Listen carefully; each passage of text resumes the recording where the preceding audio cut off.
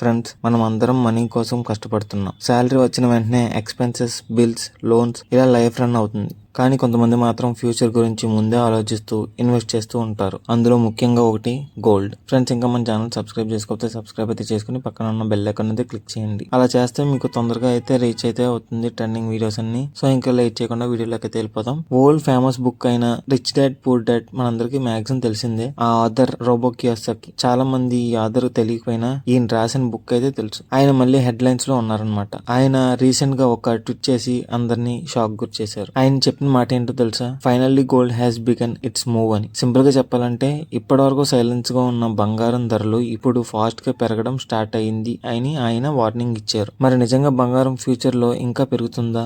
ఎందుకు Robert Kiyosaki dollar కన్నా gold ని నమ్ముతున్నారు? బిట్ కాయిన్ కూడా ఎందుకు సపోర్ట్ చేస్తున్నారో ఈ వీడియోలో ఈజీగా అర్థమయ్యేలా విధంగా కంప్లీట్ గా తెలుసుకుందాం. అసలు గోల్డ్ ఎందుకు ఇంపార్టెంట్ మీకు ఎవరికైనా తెలుసా? చాలా మందికి గోల్డ్ అంటే జ్యువెలరీ అనిపిస్తుంది. ఫంక్షన్స్ లో వేసుకోవడానికి, మ్యారేజెస్ లో వేసుకోవడానికి కొనుక్కుంటారు. కానీ రియాలిటీలో మాత్రం గోల్డ్ ని వరల్డ్ మొత్తం ఒక సేఫ్ అసెట్ లాగా చూస్తుంది. ఎకనామిక్ వీక్ అయినా, వార్స్ వచ్చినా, ఇన్ఫ్లేషన్ పెరిగినా, స్టాక్ మార్కెట్ క్రష్ అయినా గానీ చాలా మంది మనీని గోల్డ్ లో పెట్టడం స్టార్ట్ చేస్తారు. ఎందుకంటే పేపర్ కరెన్సీ వాల్యూ తగ్గిపోవచ్చు, బ్యాంక్స్ ప్రాబ్లమ్స్ ఫేస్ చేయొచ్చు, కానీ గోల్డ్ మాత్రం డెకేడ్స్ నుంచి స్ట్రాంగ్ గానే ఉంటుంది. అందుకే రిచ్ పీపుల్ గోల్డ్ ని ఎమర్జెన్సీ ప్రొటెక్షన్ లాగా యూజ్ చేస్తారు. అసలు ఈ రోబోట్ కియోసాకి ఎవరనుకుంటున్నారా? మనీ గురించి ఇంట్రెస్టింగ్ ఉన్న వాళ్ళకి రోబోట్ కియోసాకి గురించి తెలిసే అవకాశం ఉంటుంది. ఆయన రాసిన rich dad poor dad book world wide గా మిలియన్స్ కాపీస్ సెల్ అయ్యాయి. చాలా మంది ఫైనాన్షియల్ మైండ్ సెట్ ని చేంజ్ చేసిన బుక్ ఇది. ఆయన ఎప్పుడూ ఒక కాంట్రవర్షియల్ పాయింట్ చెప్తూ ఉంటారు. అదేంటంటే save money in banks alone is dangerous అని. ఆయన ఒపీనియన్ ప్రకారం గవర్నమెంట్స్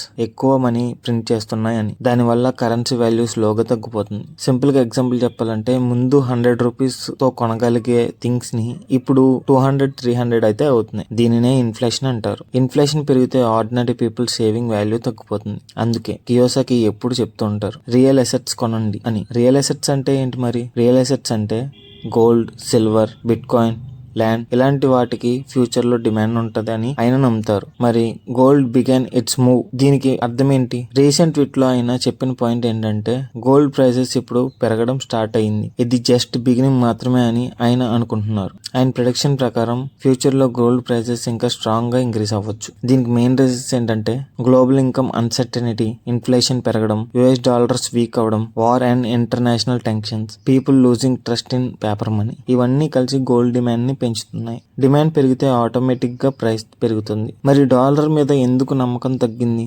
రోబర్ట్ కియోసాకి చాలా ఇయర్స్ నుంచి యుఎస్ డాలర్స్ ని క్రిటిసైజ్ చేస్తూనే ఉన్నారు. ఆయన ఒపీనియన్ ఏంటంటే గవర్నమెంట్ అన్లిమిటెడ్ గా మనీ ప్రింట్ చేస్తే ఆ కరెన్సీ వాల్యూ ఫ్యూచర్ లో వీక్ అవుతుందని. సింపుల్ గా చెప్పాలంటే మార్కెట్ లో ఎక్కువ కరెన్సీ సర్క్యులేట్ అయితే మనీ పవర్ తగ్గిపోతుంది, అప్పుడు ప్రైసెస్ పెరుగుతాయి. దీనివల్ల మన దగ్గర మనీ ఉన్నా కూడా ముందు కొనగలిగే వస్తువులు ఇప్పుడు కొనడం కష్టమవుతుంది. అందుకే ఆయన గోల్డ్, సిల్వర్ లాంటి ఫిజికల్ అసెట్స్ ని సేఫ్ గా చూస్తున్నారు. బిట్ కాయిన్ గురించి మాట్లాడుతున్నారు. ఇంట్రెస్టింగ్ పాయింట్ ఏంటంటే రోబోట్ కియోసాకి గోల్డ్ తో పాటు బిట్ కాయిన్ కూడా సపోర్ట్ చేస్తున్నారు. ఆయన ప్రకారం ఫ్యూచర్ డిజిటల్ వరల్డ్ లో బిట్ కాయిన్ కి హ్యూజ్ రోల్ అయితే ఉంటది. ఎందుకంటే బిట్ కాయిన్ లిమిటెడ్ క్వాలిటీలో ఉంటది. గవర్నమెంట్ దీన్ని ఈజీగా ప్రింట్ చేయలేరు. అందుకే చాలా ఇన్వెస్టర్స్ బిట్ కాయిన్ ని డిజిటల్ గోల్డ్ ని అని పిలుస్తారు. కానీ ఇక్కడ ఒక ఇంపార్టెంట్ పాయింట్ గుర్తుపెట్టుకోవాలి. బిట్ కాయిన్ చాలా రిస్కీ కూడా. ఒక రోజు ఎక్కువ పెరగొచ్చు, ఇంకొక రోజు హెవీగా పడిపోవచ్చు. కాబట్టి అర్థం చేసుకొని ఇన్వెస్ట్ చేయండి, బ్లైండ్ గా ఫాలో అయిపోకండి. గోల్డ్ ప్రైసెస్ ఫ్యూచర్ లో ఎలా ఉంటాయి అని మీకు ఒక డౌట్ ఉండొచ్చు, కానీ ఎగ్జాక్ట్ గా ఫ్యూచర్ ఎవరు చెప్పలేరు. కొన్ని సిచ్యువేషన్స్ లో గోల్డ్ ప్రైసెస్ స్ట్రాంగ్ గా ఉంటాయి, అంటే economic crisis, inflation, war situations, currency weakness, stock market fear, ఇవి ఉన్నప్పుడు ఇన్వెస్టర్స్ సేఫ్ సైడ్ కోసం గోల్డ్ కొనడం స్టార్ట్ చేస్తారు. దీనివల్ల ప్రైస్ ఇంక్రీస్ అవ్వచ్చు. ఇండియాలో కూడా మనకి గోల్డ్ తో ఎమోషనల్ కనెక్షన్ ఉంటుంది. మ్యారేజ్ అయినా, సేవింగ్స్ అయినా, ఇన్వెస్ట్మెంట్స్ అయినా గోల్డ్ కి స్పెషల్ ప్లేస్ ఉంటుంది. అందుకే గోల్డ్ డిమాండ్ ఎప్పుడు కంప్లీట్ గా డిసప్పియర్ అవ్వదు.